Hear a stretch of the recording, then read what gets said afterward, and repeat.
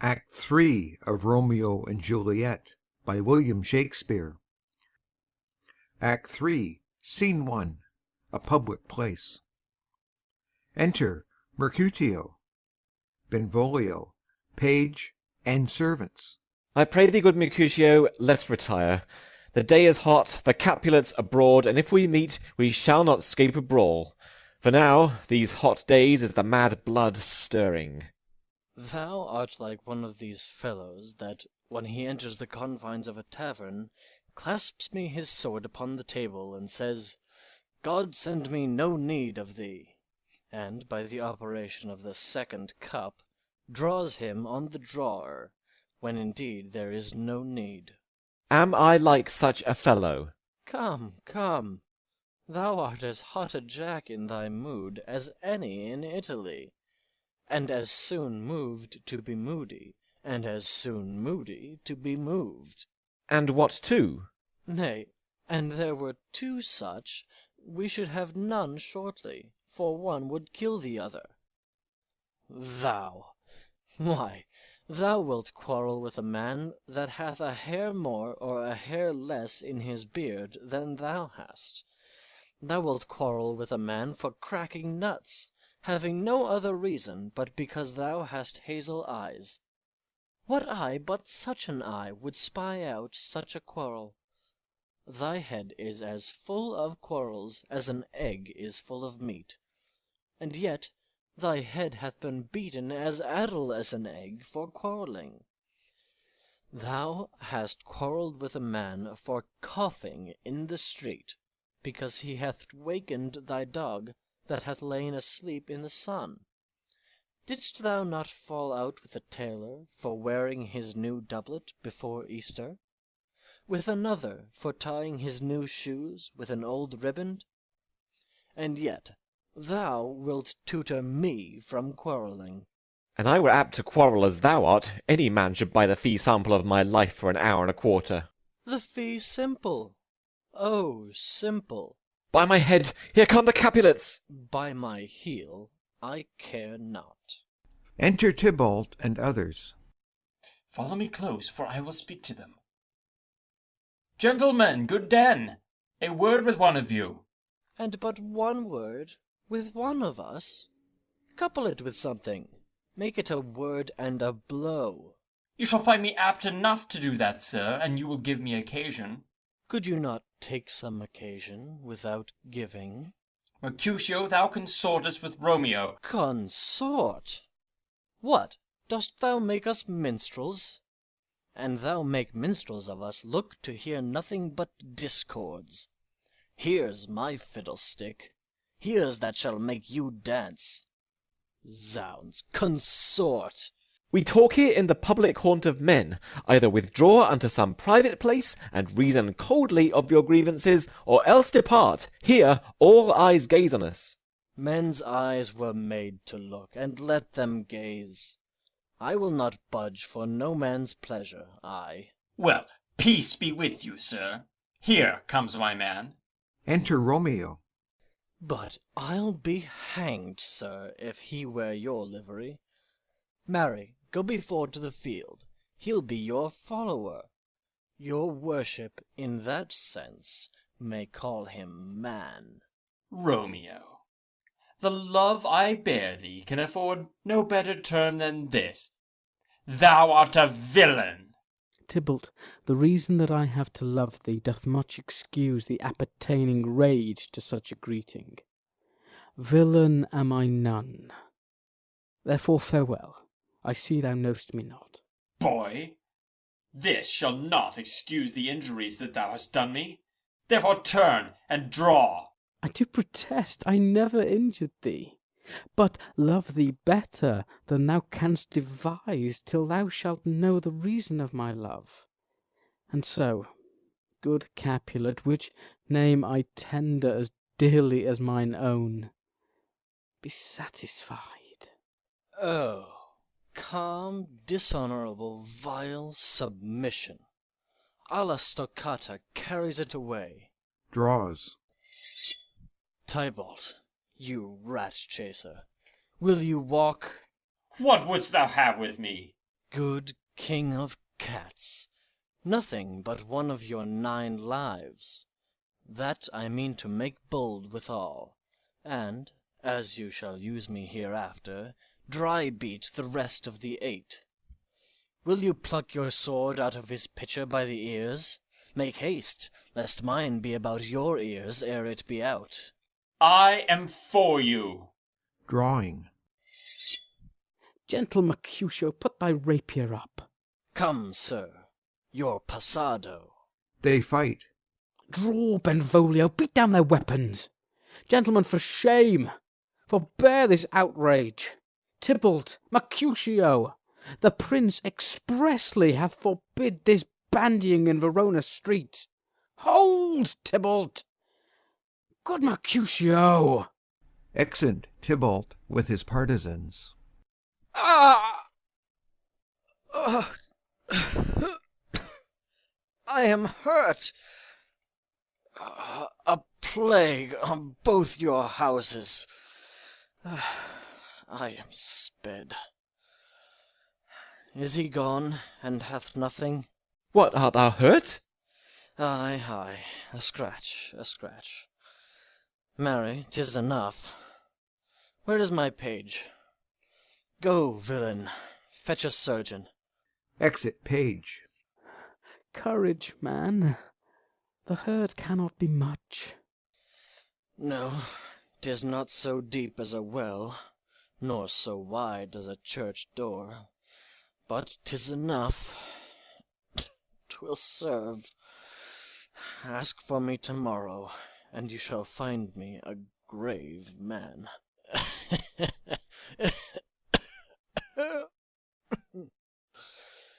I am peppered, I warrant, for this world.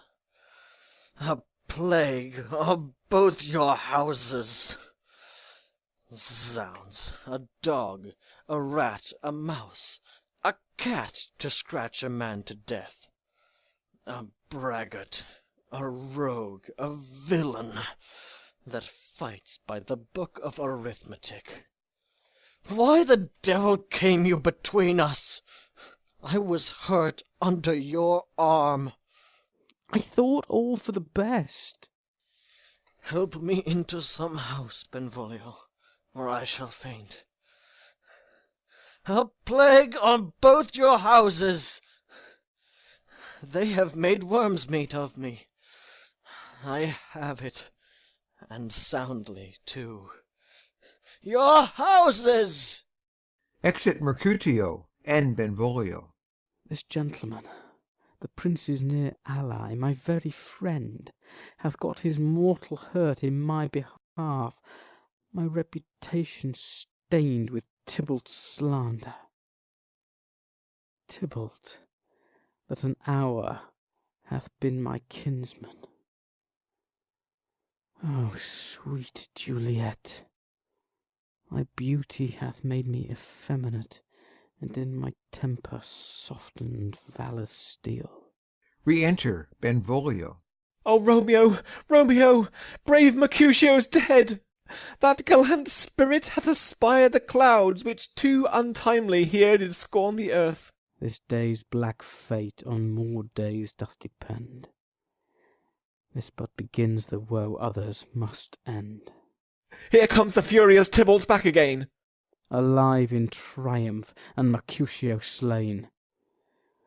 Away to heaven respective lenity, and fire-eyed fury be my conduct now. Re-enter Tybalt. Now, Tybalt, take the villain back again that late thou gavest me.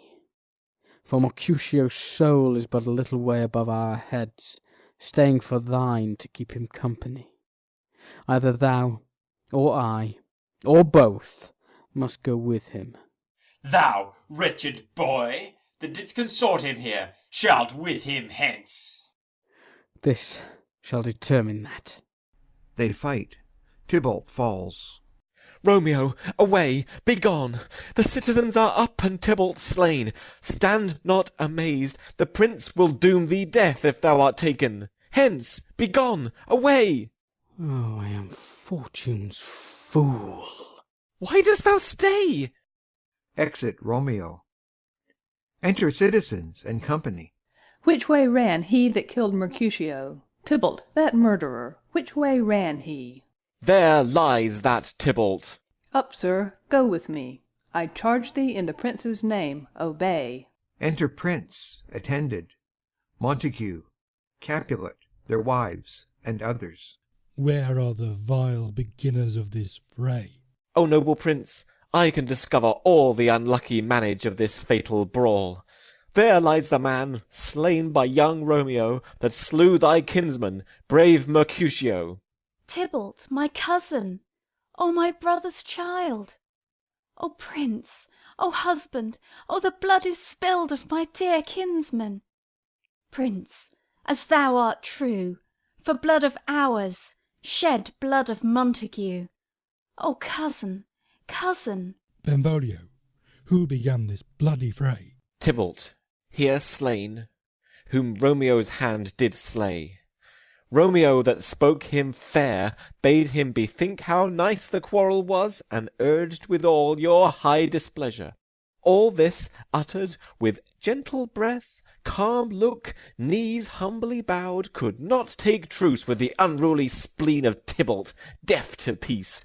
But he that tilts with piercing steel at bold Mercutio's breast, who all as hot turns deadly point to point, and with a martial scorn one hand beats cold death aside, and with the other sends it back to Tybalt, whose dexterity retorts it.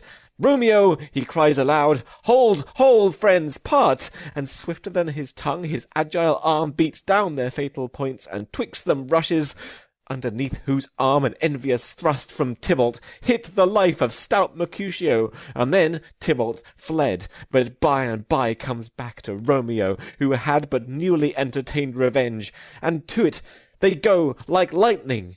For ere I could draw to part them was stout Tybalt slain, and as he fell did Romeo turn and fly. This is the truth, or let Benvolio die. He is a kinsman to the Montague. Affection makes him false, he speaks not true.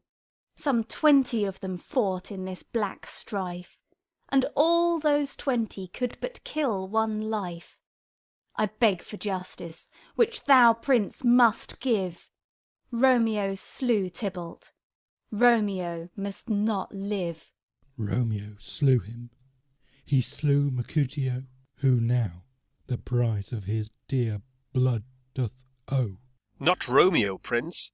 He was Mercutio's friend. His fault concludes but what the law should end, the life of Tybalt. And for that offence, immediately we do exile him hence. I have an interest in your hate's proceeding. My blood for your rude brawls doth lie a-bleeding. But I'll immerse you with so strong a fine that you shall all repent the loss of mine. I will be deaf to pleading and excuses. No tears nor prayers shall purchase out abuses. Therefore use none. Let Romeo hence in haste, else where he is found, that hour is his last. Bear hence this body, and attend our will. Mercy but murders, pardoning those that kill. Exeunt. Scene 2. A room in Capulet's house. Enter Juliet. Gallop apace, you fiery-footed steeds, towards Phoebus' lodging. Such a waggoner as Phaeton would whip you to the west, and bring in cloudy night immediately. Spread thy close curtain, love-performing night, that rude eyes may wink, and Romeo leap to these arms, untalked of and unseen. Lovers can see to do their amorous rites by their own beauties, or if love be blind, it best agrees with night. Come, civil night, thou sober-suited matron, all in black, and learn me how to lose a winning match played for a pair of stainless maidenhoods. Hood my unmanned blood, bating in my cheeks with thy black mantle, till strange love, grown bold, think true love acted simple modesty. Come, night, come, Romeo, come thou day in night, for thou wilt lie upon the wings of night, whiter than new snow upon a raven's back. Come, gentle night, come, loving, black-browed night, give me my Romeo, and when he shall die, take him and cut him out in little stars, and he will make the face of heaven so fine that all the world will be in love with night, and pay no worship to the garish sun. Oh, I have bought the mansion of a love, but not possessed it, and though I am sold, not yet enjoyed. So tedious is this day as is the night before some festival to an impatient child that hath new robes and may not wear them. Oh, here comes my nurse, and she brings news, and every tongue that speaks but Romeo's name speaks heavenly eloquence. Enter Nurse with cords. Now, nurse, what news? What hast thou there? The cords that Romeo bid thee fetch? Ay, the cords. Throws them down. Ah me, what news? Why dost thou wring thy hands? Ah, well a day! He's dead, he's dead, he's dead. We are undone, lady, we are undone. Alack the day! He's gone, he's killed, he's dead. Can heaven be so envious? Romeo can, though heaven cannot. Oh, Romeo, Romeo! Who would ever have thought it? Romeo! What devil art thou that dost torment me thus? This torture should be roared in dismal hell. Hath Romeo slain himself? Say thou but aye, and that bare vowel I shall poison more than the death-darting eye of cockatrice. I am not I, if there be such an eye, or those eyes shut that make thee answer I. If he be slain, say I, or if not, no. Brief sounds determine of my weal or woe. I saw the wound, I saw it with mine eyes. God save the mark, here, on his manly breast. A piteous course, a bloody piteous course. Pale, pale as ashes, all bedaubed in blood, all in gore-blood. I swooned at the sight. Oh, break, my heart, poor bankrout, break at once, to prison eyes, ne'er look on liberty. Vile earth, to earth resign, end motion here, and thou and Romeo press one heavy bier. Oh, Tybalt, Tybalt, the best friend I had. Oh, courteous Tybalt, honest gentleman, that ever I should live to see thee dead. What storm is this that blows so contrary? Is Romeo slaughtered, and is Tybalt dead? My dear loved cousin, and my dearer lord? Then dreadful trumpet, sound the general doom, for who is living if those two are gone? Tybalt is gone, and Romeo banished. Romeo that killed him, he is banished. O God, did Romeo's hand shed Tybalt's blood? It did, alas, the day it did. O serpent heart hid with a flowering face, did ever dragon keep so fair a cave? Beautiful tyrant, fiend angelical, dove-feathered raven, wolvish ravening lamb, despised substance of divinest show, just opposite to what thou justly seem'st, a damned saint, an honourable villain. O nature, what hadst thou to do in hell, when thou didst bower the spirit of a fiend in mortal paradise of such sweet flesh? Was ever book containing such vile matter so fairly bound? Oh, that deceit should dwell in such a gorgeous palace! There's no trust, no faith, no honesty in men. All perjured, all forsworn, all naught, all dissemblers. Ah, where is my man? Give me some aqua vitae. These griefs, these woes, these sorrows make me old. Shame come to Romeo! Blistered be thy tongue for such a wish. He was not born to shame. Upon his brow shame is ashamed to sit, for 'tis a throne where honour may be crowned, sole monarch of the universal earth. Oh, what a beast was I to chide at him! Will you speak well of him that killed your cousin? Shall I speak ill of him that is my husband? Ah, poor my lord, what tongue shall smooth thy name, when I, thy 3 hours' wife, have mangled it? But wherefore, villain, didst thou kill my cousin? That villain cousin would have killed my husband. Back, foolish tears, back to your native spring. Your tributary drops belong to woe, which you, mistaking, offer up to joy. My husband lives that Tybalt would have slain, and Tybalt's dead that would have slain my husband. All this is comfort. Wherefore weep I then? Some word there was worser than Tybalt's death that murdered me. I would forget it fain. But oh, it presses to my memory like damned guilty deeds to sinners' minds. Tybalt is dead and Romeo banished. That banished, that one word banished, hath slain 10,000 Tybalts. Tybalt's death was woe enough if it had ended there, or if sour woe delights in fellowship, and needly will be ranked with other griefs. Why followed not, when she said Tybalt's dead, thy father or thy mother, nay, or both, which modern lamentation might have moved? But with a rearward following Tybalt's death, Romeo is banished. To speak that word is father, mother, Tybalt, Romeo, Juliet, all slain, all dead. Romeo is banished. There is no end, no limit, measure, bound in that word's death. No words can that woe sound. Where is my father and mother, nurse? Weeping and wailing over Tybalt's corse. Will you go to them? I will bring you thither. Wash they his wounds with tears. Mine shall be spent when theirs are dry for Romeo's banishment. Take up those cords.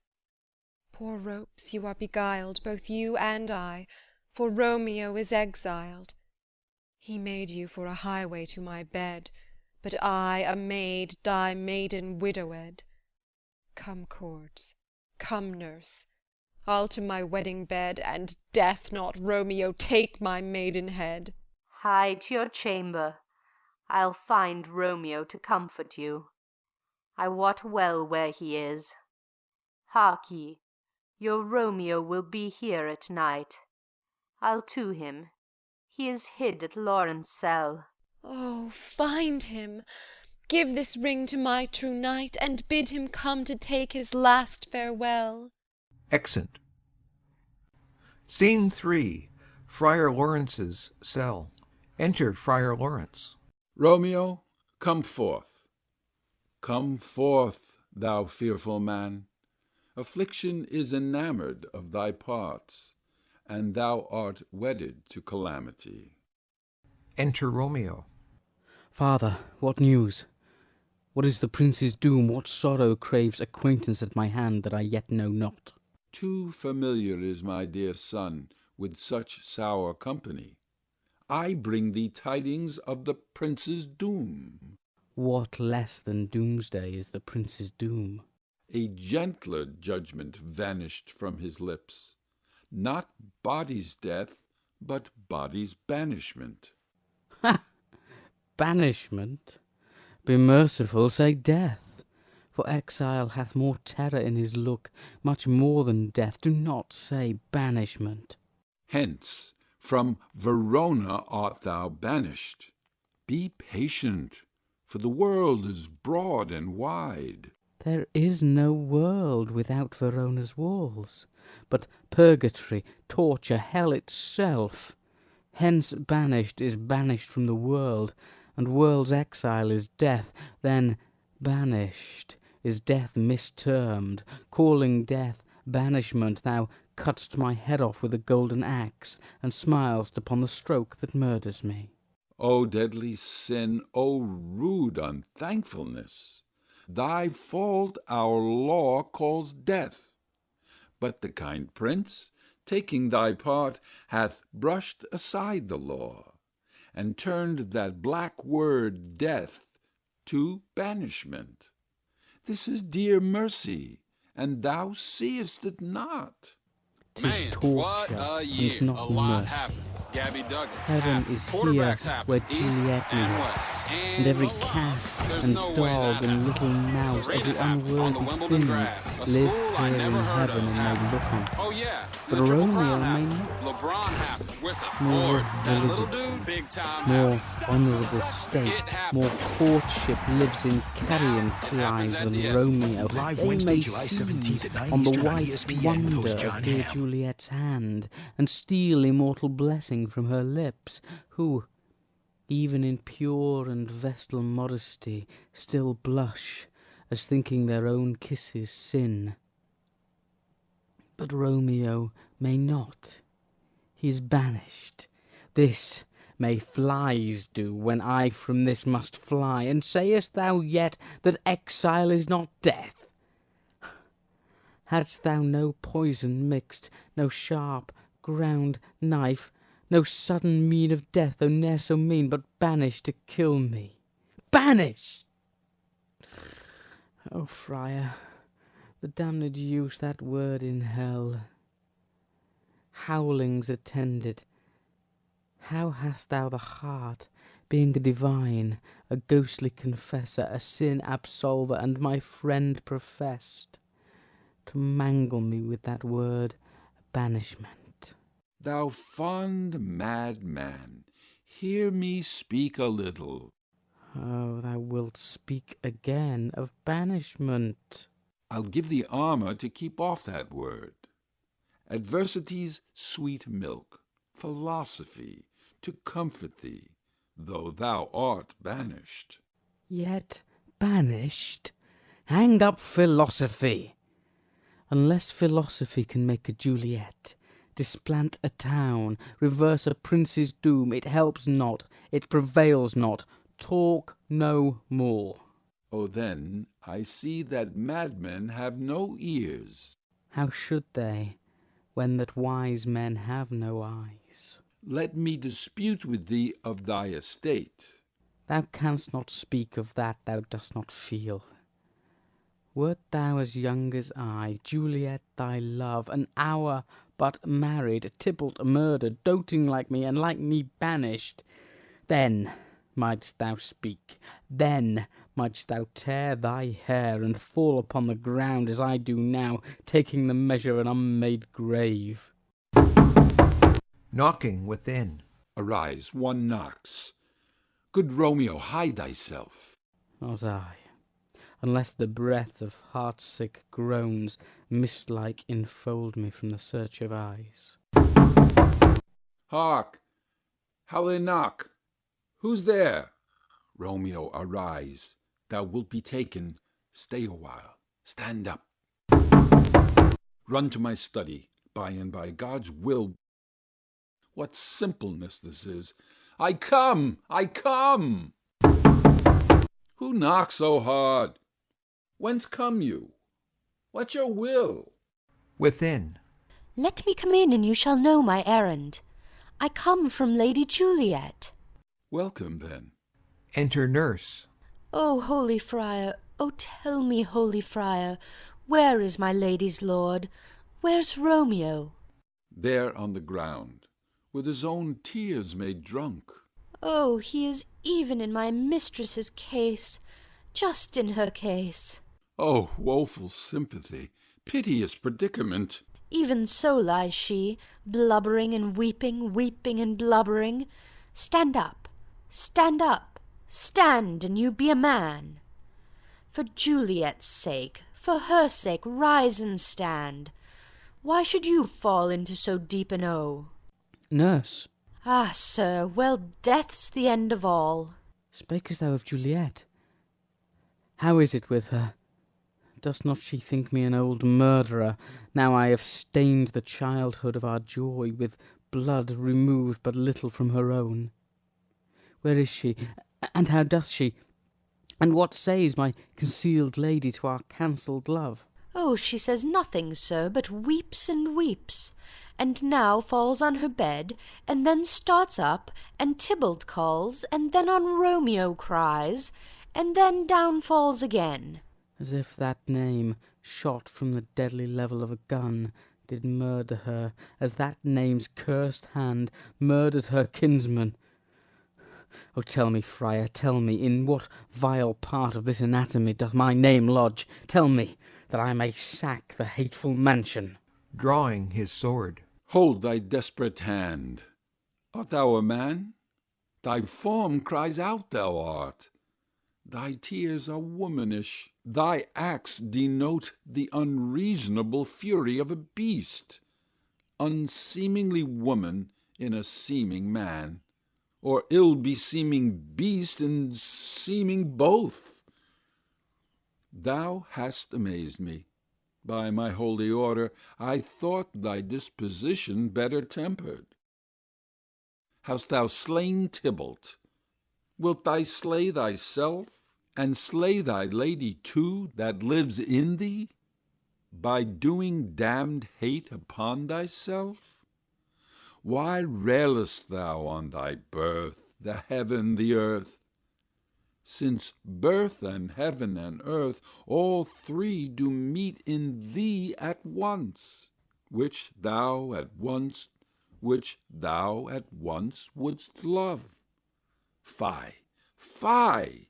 Thou shamest thy shape, thy love, thy wit, which, like a usurer, aboundest in all, and usest none in that true use indeed which should bedeck thy shape, thy love, thy wit. Thy noble shape is but a form of wax, digressing from the valour of a man. Thy dear love sworn, but hollow perjury, killing that love which thou hast vowed to cherish. Thy wit, that ornament to shape and love, misshapen in the conduct of them both, like powder in a skilless soldier's flask, is set afire by thine own ignorance, and thou dismembered with thine own defence. What? Rouse thee, man. Thy Juliet is alive, for whose dear sake thou wast but lately dead. There art thou happy. Tybalt would kill thee, but thou slewest Tybalt. There art thou happy too. The law that threatened death becomes thy friend, and turns it to exile. There art thou happy. A pack of blessings lights upon thy back. Happiness courts thee in her best array. But, like a misbehaven and sullen wench, thou poutest upon the future and thy love. Take heed, for such die miserable. Go, get thee to thy love as was decreed. Ascend her chamber hence, and comfort her. But look, thou stay not till the watch be set, for then thou canst not pass to Mantua, where you shalt live till we can find a time to blaze your marriage, reconcile your friends, beg pardon of the prince, and call thee back with 200,000 times more joy than thou wentst forth in lamentation. Go before, nurse, commend me to thy lady, and bid her hasten all the house to bed, which heavy sorrow makes them apt unto. Romeo is coming. O Lord, I could have stayed here all the night to hear good counsel. Oh, what learning is! My lord, I'll tell my lady you will come. Do so, and bid my sweet prepare to chide. Here, sir, a ring she bid me give you, sir. Hie you, make haste, for it grows very late. Exit. How well my comfort is revived by this! Go hence, good knight, and here stands all your state. Either be gone before the watch is set, or by the break of day disguised from hence sojourn in Mantua. I'll find out your man, and he shall signify from time to time every good hap to you that chances here. Give me your hand. 'Tis late. Farewell. Good night. But that a joy past joy calls out on me, it were a grief so brief to part with thee. Farewell. Exeunt. Scene 4. A room in Capulet's house. Enter Capulet, Lady Capulet, and Paris.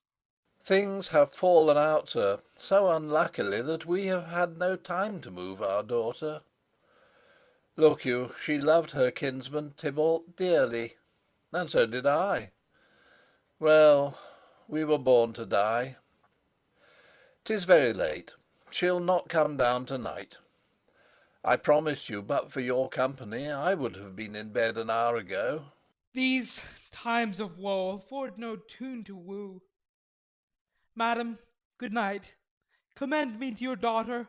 I will, and know her mind early to-morrow. To-night she's mewed up to her heaviness. Sir Paris, I will make a desperate tender of my child's love. I think she will be ruled in all respects by me. Nay, more, I doubt it not. Wife, go you to her ere you go to bed. Acquaint her here of my son Paris's love, and bid her, mark you me, on Wednesday next. But soft, what day is this? Monday, my lord. Monday. Ah, well, Wednesday is too soon. Thursday let it be. A Thursday, tell her. She shall be married to this noble earl. Will you be ready? Do you like this haste? We'll keep no great ado, a friend or two. For hark you, Tybalt being slain so late, it may be thought we held him carelessly, being our kinsman, if we revel much. Therefore we'll have some half a dozen friends, and there an end. But what say you to Thursday? My lord, I would that Thursday were tomorrow. Well, get you gone. A Thursday be it then. Go you to Juliet ere you go to bed. Prepare her, wife, against this wedding day. Farewell, my lord. Light to my chamber, ho! Afore me, it is so very, very late that we may call it early by and by. Good night. Exeunt. Scene 5. An open gallery to Juliet's chamber, overlooking the garden. Enter Romeo and Juliet. Wilt thou be gone? It is not yet near day. It was the nightingale, and not the lark, that pierced the fearful hollow of thine ear. Nightly she sings on yond pomegranate tree. Believe me, love, it was the nightingale. It was the lark, the herald of the morn, no nightingale. Look, love, what envious streaks do lace the severing clouds in yonder east. Night's candles are burnt out, and jocund day stands tiptoe on the misty mountain tops. I must be gone and live, or stay and die. Yond light is not daylight, I know it, I. It is some meteor that the sun exhales to be to thee this night a torch-bearer, and light thee on the way to Mantua. Therefore stay yet, thou needst not be gone. Let me be ta'en, let me be put to death. I am content, so thou wilt have it so. I'll say yon grey is not the morning's eye, 'tis but the pale reflex of Cynthia's brow, nor that is not the lark whose notes do beat the faulty heavens so high above our heads. I have more care to stay than will to go. Come, death, and welcome. Juliet wills it so. How is't, my soul? Let's talk. It is not day. It is, it is. Hie, hence, be gone, away! It is the lark that sings so out of tune, straining harsh discords and unpleasing sharps. Some say the lark makes sweet division. This doth not so, for she divideth us. Some say the lark and loathed toad change eyes. Oh, now I would they had changed voices too, since arm from arm that voice doth us affray, hunting thee hence with hunts up to the day. Oh, now be gone, more light and light it grows. More light and light, more dark and dark our woes. Enter Nurse. Madam! Nurse? Your lady mother is coming to your chamber. The day is broke. Be wary, look about. Exit. Then, window, let day in, and let life out. Farewell, farewell! One kiss, and I'll descend. Descends. Art thou gone so? My lord, my love, my friend, I must hear from thee every day the hour, for in a minute there are many days. Oh, by this count I shall be much in years ere I again behold my Romeo. Farewell! I will omit no opportunity that may convey my greetings, love, to thee. Oh, think'st thou we shall ever meet again? I doubt it not, and all these woes shall serve for sweet discourses in our time to come. Oh, God, I have an ill divining soul. Methinks I see thee now thou art below, as one dead in the bottom of a tomb. Either my eyesight fails, or thou look'st pale. And trust me, love, in my eyes so do you. Dry sorrow drinks our blood. Adieu. Adieu. Exit below. Oh, Fortune, Fortune, all men call thee fickle. If thou art fickle, what dost thou with him that is renowned for faith? Be fickle, Fortune, for then I hope thou wilt not keep him long, but send him back. Within. Who, daughter? Are you up? Who is't that calls? Is it my lady mother? Is she not down so late, or up so early? What unaccustomed cause procures her hither? Enter Lady Capulet. Why, how now, Juliet? Madam, I am not well. Evermore weeping for your cousin's death? What? Wilt thou wash him from his grave with tears? And if thou couldst not make him live. Therefore have done. Some grief shows much of love, but much of grief shows still some want of wit. Yet let me weep for such a feeling loss. So shall you feel the loss, but not the friend which you weep for.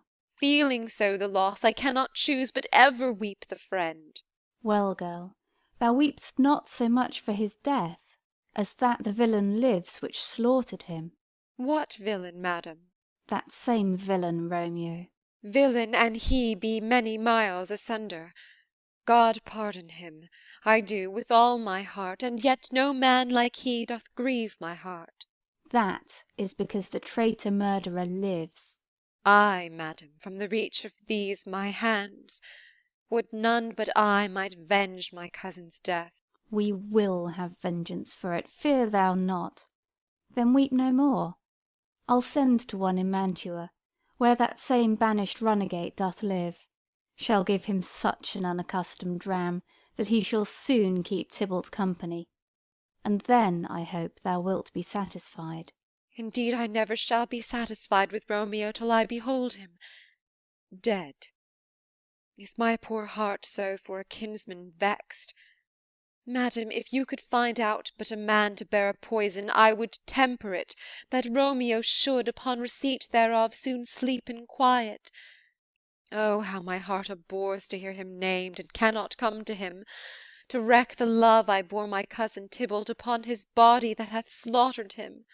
Find thou the means, and I'll find such a man. But now I'll tell thee joyful tidings, girl. And joy comes well in such a needy time. What are they, I beseech your ladyship? Well, Well, thou hast a careful father, child, one who, to put thee from thy heaviness, hath sorted out a sudden day of joy, that thou expectest not, nor I looked out for. Madam, in happy time, what day is that? Marry, my child, early next Thursday morn, the gallant, young, and noble gentleman, the County Paris, at St. Peter's Church, shall happily make thee there a joyful bride. Now by St. Peter's Church, and Peter too, he shall not make me there a joyful bride. I wonder at this haste, that I must wed ere he that should be husband comes to woo. I pray you tell my lord and father, madam, I will not marry yet, and when I do, I swear it shall be Romeo, whom you know I hate, rather than Paris. These are news indeed. Here comes your father. Tell him so yourself, and see how he will take it at your hands. Enter Capulet and Nurse. When the sun sets, the air doth drizzle dew, but for the sunset of my brother's son it rains downright. How now, a candid girl, what, still in tears? Evermore showering? In one little body thou counterfeit'st a bark, a sea, a wind. For still thy eyes, which I may call the sea, do ebb and flow with tears. The bark thy body is, sailing in this salt flood.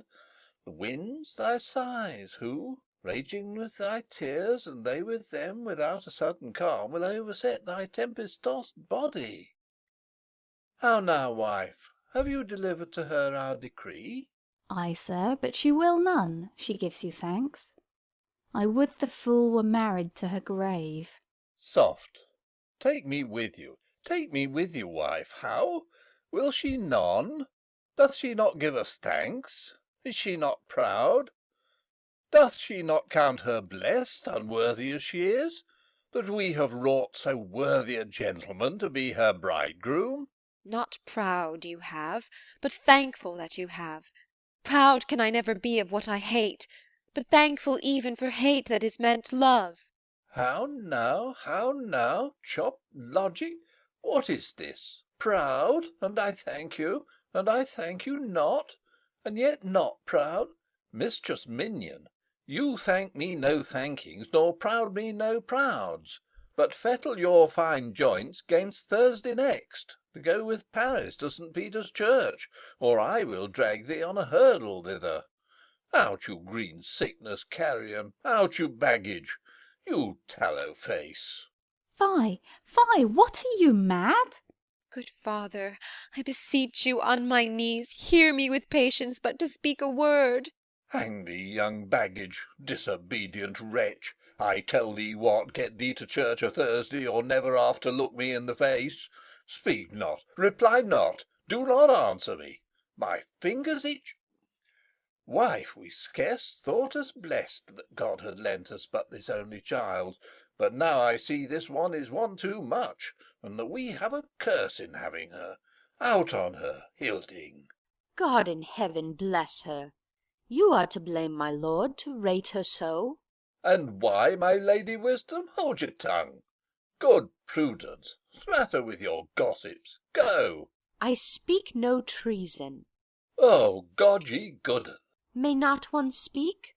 Peace, you mumbling fool. Utter your gravity or a gossip's bowl, for here we need it not. You are too hot. God's bread, it makes me mad. Day, night, hour, time, tide, work, play, alone, in company, still my care hath been to have her matched. And having now provided a gentleman of noble parentage, of fair demeans, youthful, and nobly trained, stuffed, as they say, with honourable parts, proportioned as one's heart would wish a man. And then to have a wretched puling fool, a whining mammet in her fortune's tender, to answer, "I'll not wed, I cannot love, I am too young, I pray you pardon me." But an you will not wed, I'll pardon you. Graze where you will, you shall not house with me. Look to't, think on't, I do not use to jest. Thursday is near. Lay hand on heart, advise, and you be mine. I'll give you to my friend. and you be not, hang, beg, starve, die i' the streets, for by my soul I'll ne'er acknowledge thee, nor what is mine shall never do thee good. Trust to't, bethink you, I'll not be forsworn. Exit. Is there no pity sitting in the clouds that sees into the bottom of my grief? O sweet my mother, cast me not away. Delay this marriage for a month, a week, or if you do not, make the bridal bed in that dim monument where Tybalt lies. Talk not to me, for I'll not speak a word. Do as thou wilt, for I have done with thee. Exit. O God! O nurse, how shall this be prevented? My husband is on earth, my faith in heaven. How shall that faith return again to earth, unless that husband send it me from heaven by leaving earth? Comfort me, counsel me. Alack, alack, that heaven should practise stratagems upon so soft a subject as myself. What say'st thou? Hast thou not a word of joy? Some comfort, nurse. Faith, here 'tis. Romeo is banished, and all the world to nothing, that he dares ne'er come back to challenge you, or if he do, it needs must be by stealth. Then, since the case so stands as now it doth, I think it best you married with the county. Oh, he is a lovely gentleman. Romeo's a dish-clout to him. An eagle, madam, hath not so green, so quick, so fair an eye as Paris hath. Beshrew my very heart, I think you are happy in this second match, for it excels your first. Or if it did not, your first is dead, or 'twere as good he were as living here, and you no use of him. Speak'st thou this from thy heart? And from my soul too, or else beshrew them both. Amen. What? Well, thou hast comforted me marvellous much. Go in, and tell my lady I am gone, having displeased my father to Lawrence's cell, to make confession and to be absolved. Marry, I will, and this is wisely done. Exit. Ancient damnation! O most wicked fiend! Is it more sin to wish me thus forsworn, or to dispraise my lord with that same tongue which she hath praised him with above compare so many 1,000 times? Go, counsellor, thou and my bosom henceforth shall be twain. I'll to the friar to know his remedy. If all else fail, myself have power to die. Exit. End of Act 3.